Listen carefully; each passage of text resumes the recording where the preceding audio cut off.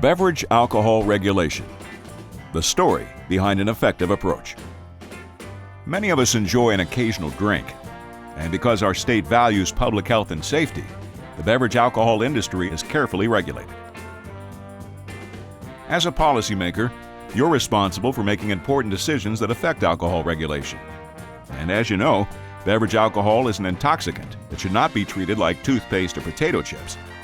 In fact, it's the only industry that was eliminated, then recreated by separate amendments to the U.S. Constitution. Over the next few minutes, we'll take a look at how the modern beverage alcohol industry came to be, and how the policies that regulate it continue to keep the focus on public health and safety. Thanks for taking the time to watch. Prior to Prohibition, the regulation of alcohol was loose or non-existent, and widespread overconsumption led to public drunkenness, domestic violence, and poverty. So in 1919, Congress passed the 18th Amendment, commonly known as Prohibition, which banned the manufacture and sale of beverage alcohol. Prohibition went into effect January 16, 1920, and ended December 1933. Prohibition supporters believed that simply outlawing alcohol would solve the problems associated with it. But they couldn't have been more wrong. Americans weren't ready to give up their right to drink, so they went about it in secret. And organized crime quickly stepped in to meet the demand for alcohol. By the early 1930s, even former supporters of Prohibition were publicly admitting its failure.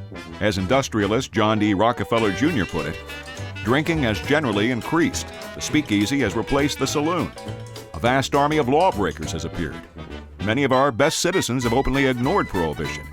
Respect for the law has been greatly lessened, and crime has increased to a level never seen before. Rockefeller realized that a government ban on alcohol would never prevent consumption. Instead, he believed that temperance, or moderate consumption, was the best approach.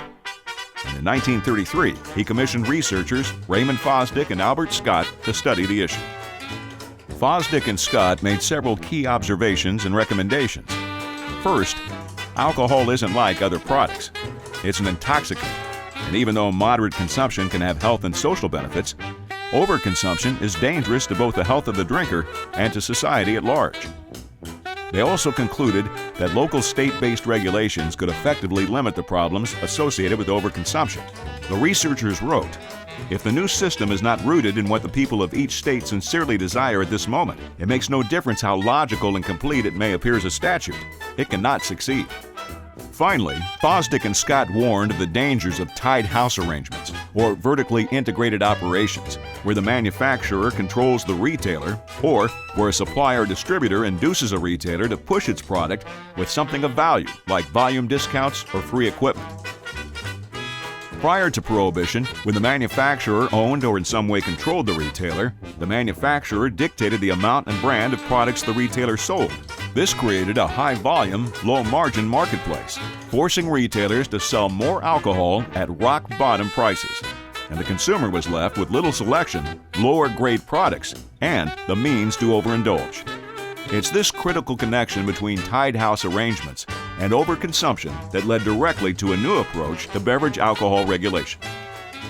In preparation for the 21st Amendment, which was set to repeal Prohibition in 1933 and allow the return of legal production and distribution of beverage alcohol in the U.S., most states began to implement the three-tier system based on Fosdick and Scott's recommendations.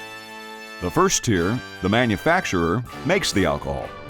The second tier, the wholesaler or distributor, transports, markets, and delivers the beverage to the third tier, the retailer. Retailers include any establishment that sells alcohol to the public, from convenience stores to fine dining restaurants. What's most important in this system is that each tier is separate and independent, which prevents tied house arrangements and has also led to several additional benefits. Both before and throughout Prohibition, tainted beverage alcohol posed a significant danger to the public. And when manufacturers either owned or directly supplied retailers, product quality was not monitored. With the three-tier system, however, the wholesaler or distributor is responsible for transporting and storing alcohol until it's delivered to the retailer.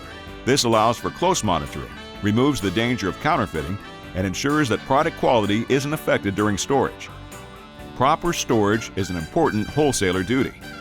It would be impossible for small manufacturers to deliver their product nationwide in climate-controlled containers and remain economically viable. In addition to providing quality control, the wholesaler acts as a buffer between manufacturers and retailers and collects the required excise taxes. This provides the state with a cost-effective yet thorough means of tax collection. Third, by eliminating tied house arrangements, market competition is allowed to flourish, which wasn't always the case. Before Prohibition, a single manufacturer could maintain its own production, distribution, and retail channels. As the company grew, it could push smaller competitors out of the market by underselling products, giving volume discounts, purchasing shelf space, and requiring retailers to carry products exclusively. But in the three-tier system, all manufacturers have access to the market, and wholesalers are free to carry a variety of products from different manufacturers. Wholesalers use their own resources and expertise to market new manufacturers' products, which levels the playing field even further and has fueled the rapid growth of independent manufacturers. Finally, the three-tier system of regulation provides for education to combat underage and problem drinking. Despite its success, the three-tier alcohol regulation system is sometimes challenged. On one hand, large manufacturers have argued that they should be allowed to distribute their own product and to own retail outlets, such as bars. But as Fosdick and Scott warned, these tied house arrangements would lead to overconsumption, lack of competition, and the disruption of government oversight, the very causes of prohibition. On the other hand, small manufacturers have reasoned that they should receive exceptions in order to distribute or sell their product in their local area. But if these exceptions were allowed, large manufacturers would quickly mount constitutional challenges based on the Interstate Commerce Clause, a situation that would lead to complete deregulation, the problems of pre-prohibition, and ultimately, the failure of these same small manufacturers.